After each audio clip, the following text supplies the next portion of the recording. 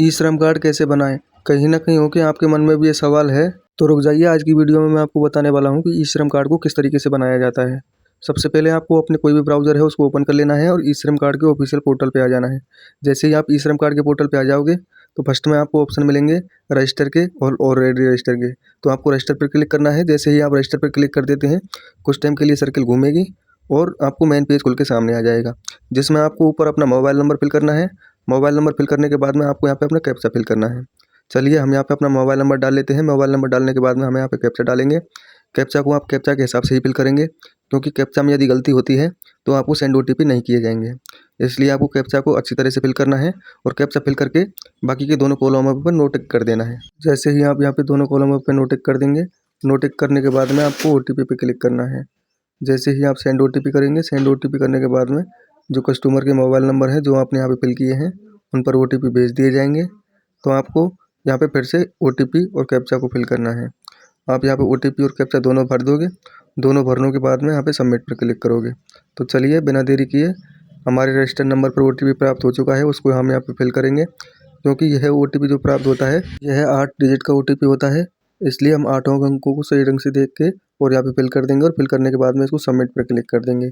जैसे ही आप यहाँ पे सबमिट पर क्लिक कर दोगे, सबमिट पर क्लिक करने के बाद में आपको आधार नंबर डालने के लिए ऑप्शन दे दिए जाएंगे, जहाँ पे आपको कस्टमर के आधार नंबर ठीक से चेक करके और फिल कर देने हैं। 12 नंबर आधार कार्ड के आप यहाँ पे अच्छी तरह से देख के फिल कर दोगे। और जैसे ही आप 12 नंबर आधार कार्ड के यहाँ पे देख के फिल कर देते हैं, उसके बाद में आप यहाँ पे कैप्चा भरोगे। कस्टमर के आधार कार्ड को लेकर हम यहाँ पे 12 जो अंक हैं उनको अच्छे से फिल करेंगे। अच्छे से फिल करने के बाद में हमें यहाँ पे कैप्चा फिल करेंगे और कैप्चा फिल करने के बाद में हमें यहाँ पे चेक बॉक्स फिल करना होगा। तो चलिए बिना देरी किए हम यहाँ पे जो अपना कैप्चा दिया हुआ है उसको फिल कर लेते हैं। याद रखिएगा कैप्चा को कैप्चा के हिसाब से ही फिल करना है। कैप्चा को कैप्चा के हिसाब से फिल करने के बाद में आपको यहाँ पे चेक बॉक्स फिल करना है और सबमिट पर क्लिक कर देना है। जैसे ही आप सबमिट पर क्लिक कर दोगे तो आपको अब की बार आधार कार्ड में जो आपके रजिस्टर्ड मोबाइल नंबर हैं उन पर ओटीपी भेजे जाएंगे, जो कि आपको यहाँ पे फिल करने हैं। जैसे ही आप यहाँ पे आधार कार्ड में रजिस्टर्ड नंबर पर ओटीपी प्राप्त हो जाते हैं उनको फिल करेंगे। ओटीपी फिल करने के बाद में आपको यहाँ पे कैप्चा फिल करना है। याद रखिएगा कैप्चा यदि आप यहाँ पे पहले फिल कर देते हैं तो आपको ओटीपी डालने के लिए ऑप्शन मिलेंगे, और जैसे ही आप ओटीपी डालोगे तो यह ऑप्शन वैलिडेट नहीं होगा। इसलिए आपको जो यहाँ पे कैप्चा है उसको ओटीपी पहले डालना है और ओटीपी डालने के बाद में उसमें और अपना कैप्चा फिल करना है। तो चलिए अब की बार एक बार फिर दोबारा से यहाँ पे कैप्चा फिल करेंगे और दोबारा से कैप्चा फिल करने के बाद में वैलिडेट ओटीपी पर क्लिक करेंगे। जैसे ही आप यहाँ पे कैप्चा पूरा फिल कर देते हैं, फिल करने के बाद में आपको वैलिडेट पर क्लिक करना होगा। तो चलिए बिना देरी किए हम यहाँ पे अपना नंबर और कैप्चा दोनों को फिल कर लेंगे। फिल करने के बाद में वैलिडेट पर क्लिक करेंगे। जैसे ही हम यहाँ पे वैलिडेट पर क्लिक कर देते हैं तो हमारे लिए आगे के ऑप्शन खुल जाएंगे। लेकिन यदि आप यहाँ पे कैप्चा गलत फिल करोगे तो वैलिडेट पर क्लिक नहीं होगा, इसलिए आपको यहाँ पे कैप्चा अच्छे से दोबारा फिल कर लेना है। तो चलिए एक बार दोबारा ओटीपी और कैप्चा हम यहाँ पे फिल कर लेंगे। जैसे ही हम यहाँ पे ओटीपी और कैप्चा फिल कर लेते हैं और फिल करने के बाद में वैलिडेट पर क्लिक करेंगे। जैसे ही वैलिडेट पर क्लिक करेंगे हम, ये वैलिडेट हो जाएगा और वैलिडेट होने के बाद में आपको कुछ इस तरीके का इंटरफेस दिखाई देगा, जिसमें आपको यहाँ पे ग्रीन टिक मिल जाएगा। चलिए हम यहाँ पे वैलिडेट करेंगे इसको। जैसे ही हम यहाँ पे वैलिडेट करेंगे तो आगे आपको इस तरीके से पेज दिखाई देगा, जिसमें आपको आपसे रिलेटेड डिटेल्स दिखाई देंगी। यदि आपको लगता है कि ये डिटेल्स आपके बारे में सही हैं तो आप इसको कंटिन्यू पर क्लिक करेंगे। जैसे ही आपको इसको कंटिन्यू पर क्लिक करेंगे आगे का पेज आपको खुल जाएगा। सबसे पहले आपको मोबाइल नंबर जो आपने फिल किए थे वो यहाँ पे देखने को मिल जाएंगे। उसके बाद में आप सेकेंडरी मोबाइल नंबर डालोगे। मोबाइल नंबर फिल करने के बाद में आप यहाँ पे अपनी मदर पे सेलेक्ट करोगे और यहाँ पे अपना मदर नाम है उसको फिल कर दोगे। तो चलिए बिना देरी किए हम यहाँ पे अपनी मदर का नाम है उसको सेलेक्ट कर लेंगे। मदर का नाम सेलेक्ट करने के बाद में और थोड़ा नीचे की साइड में आओगे तो आपको टिक मिलेगा, जिसमें आपसे पूछा जाएगा कि आप अपने पिता की डिटेल्स यहाँ पे देना चाहते हैं या हस्बैंड की।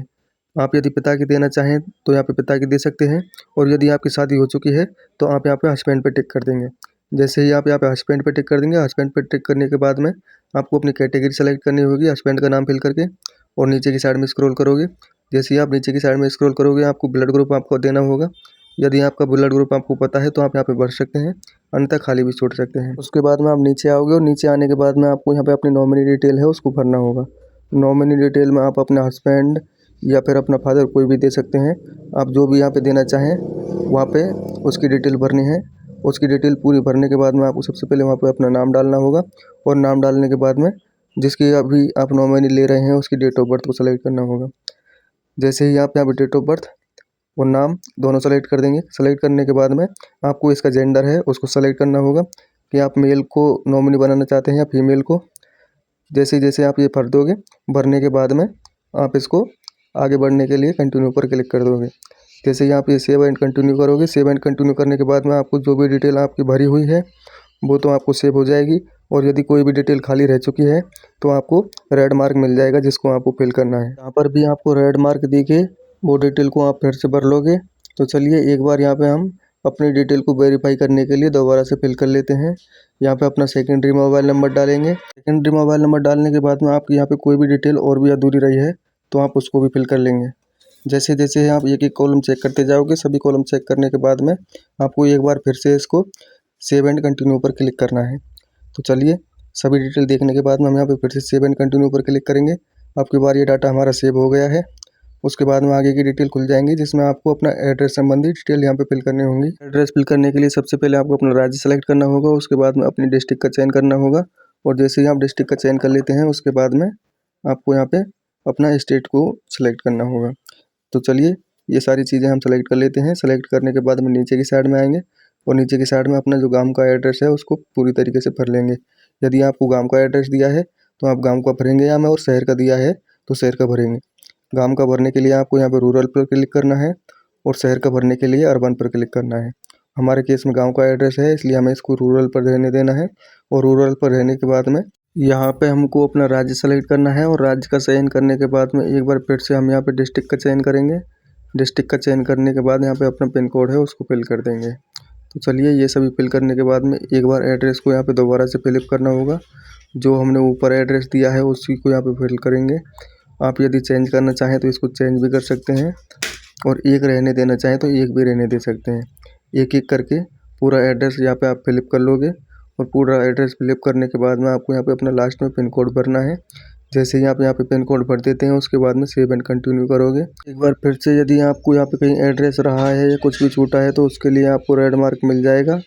हमसे यहाँ पे पूछा गया है कि आप अपने निवास स्थान पर कितने समय से रह रहे हैं, तो वो डिटेल हम यहाँ पे भरेंगे। उसके बाद में सेव एंड कंटिन्यू करेंगे।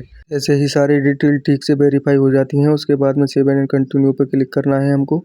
जैसे ही हम सेव एंड कंटिन्यू पर करेंगे तो आपको फिर से पता चल जाएगा कि आपका एड्रेस कहाँ से अधूरा है, आप उसको फिल कर लोगे। जैसे ही आप उसको फिल कर लेते हैं, फिल करने के बाद में सेव एंड कंटिन्यू करेंगे तो आपको अपना एजुकेशन संबंधी डिटेल यहाँ पे भरने के लिए ऑप्शन दे दिए जाएंगे। जो भी आपकी एजुकेशन है आप उसको यहाँ पे भरोगे, और एजुकेशन भरने के बाद में आपको अपनी इनकम की डिटेल यहाँ पे देनी होगी। एजुकेशन और इनकम की डिटेल दोनों देने के बाद में आप आगे बढ़ जाओगे। जैसे ही आप आगे बढ़ जाते हैं उसके बाद में आपसे पूछा जाएगा कि आपका प्राइमरी व्यवसाय क्या है और सेकेंडरी व्यवसाय क्या है। जो आपका प्राइमरी व्यवसाय है आप उसको यहाँ पे फिल कर लोगे। प्राइमरी व्यवसाय फिल करने के बाद में आपसे पूछा जाएगा कि आप ये व्यवसाय कब से कर रहे हो, कितने समय से कर रहे हो, वो डिटेल आपको दे देनी है।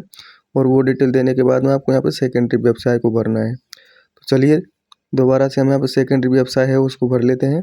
सेकेंडरी व्यवसाय भरने के बाद में हमारी चॉइस के हिसाब से व्यवसाय सेलेक्ट करेंगे। जैसे ही आप अपनी चॉइस के हिसाब से यहाँ पे व्यवसाय सेलेक्ट कर लेते हैं, सेलेक्ट करने के बाद में नीचे की साइड में आओगे। तो चलिए एक व्यवसाय का चयन करने के बाद में हम थोड़ा नीचे की साइड में आते हैं। उसके बाद में आपसे पूछते हैं कि आपको जो आप व्यवसाय कर रहे हैं उससे संबंधित कोई ट्रेनिंग वगैरह मिली है या नहीं, तो उसमें आपको नो कर देना है। और सेकंड नंबर पे पूछा जाएगा कि आपको ये ट्रेनिंग लेने में रुचि रखते हैं या नहीं, तो आप इसमें अपने हिसाब से सेट कर लेंगे। उसके बाद में सेव एंड नेक्स्ट कर दोगे। सेव एंड नेक्स्ट करने के बाद में आपको अपने बैंक डिटेल संबंधी यहाँ पे भरनी होंगी।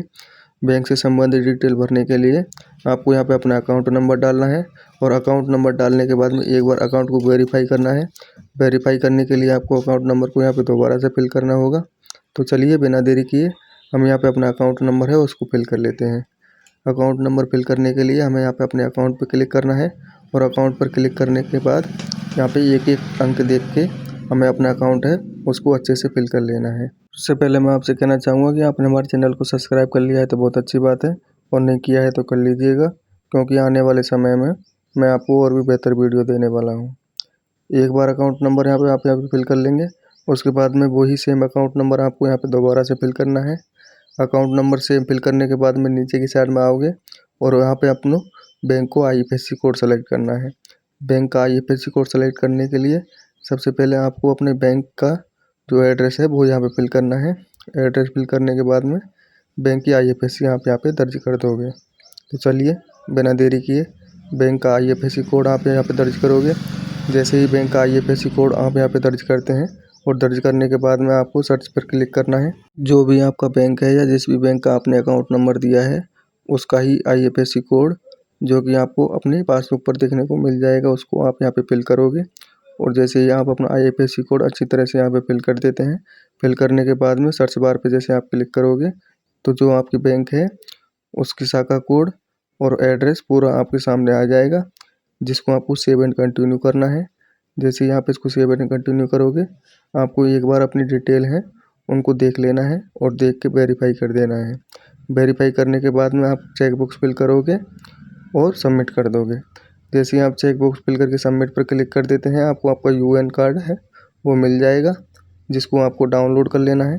UAN कार्ड डाउनलोड करने के बाद में आपको इसको प्रिंट के लिए भेजना है। प्रिंट के लिए भेजने से पहले आपको इसको और अपना जो फ़ोटोशॉप है उसको ओपन कर लेना है। तो चलिए बिना देरी किए हम यहाँ पे अपना फ़ोटोशॉप है उसको ओपन कर लेते हैं।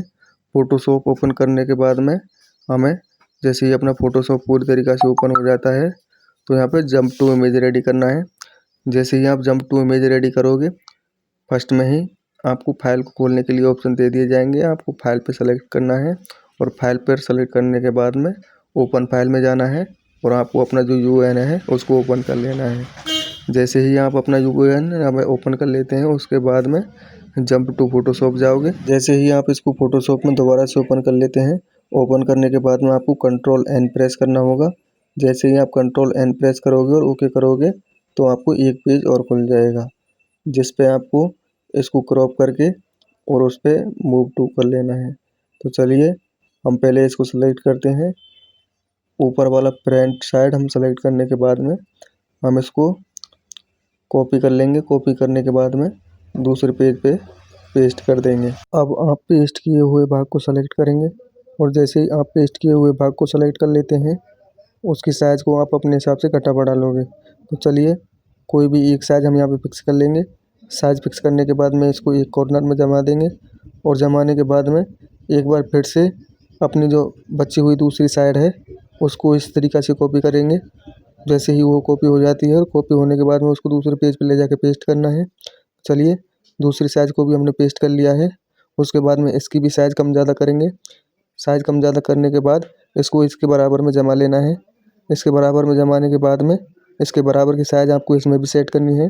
जैसे ही आप इसके बराबर की साइज़ इसमें सेट कर देते हैं, सेट करने के बाद में इसको दूसरी साइड में ले जाएंगे। चलिए हम इसको बिना देरी किए दूसरी साइड में ले जाते हैं। अब ये दोनों साइड से देख लेंगे कि आपकी साइज़ दोनों साइड से बराबर है या कम ज़्यादा है। यदि बराबर है तो बढ़िया है और नहीं तो इसको बराबर कर लेंगे।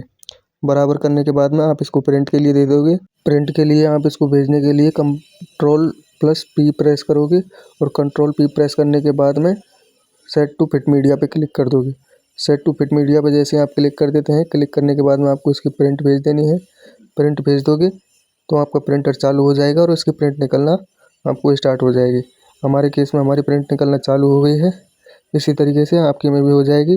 तो आज की वीडियो में यही बताने वाला था मैं आपको। यदि आपको हमारा वीडियो अच्छा लगा है तो आप हमारे चैनल को लाइक और सब्सक्राइब कर लें और बेल आइकन चालू कर लें, ताकि आने वाली वीडियो की नोटिफिकेशन समय पर आपके पास में पहुंच जाए। धन्यवाद।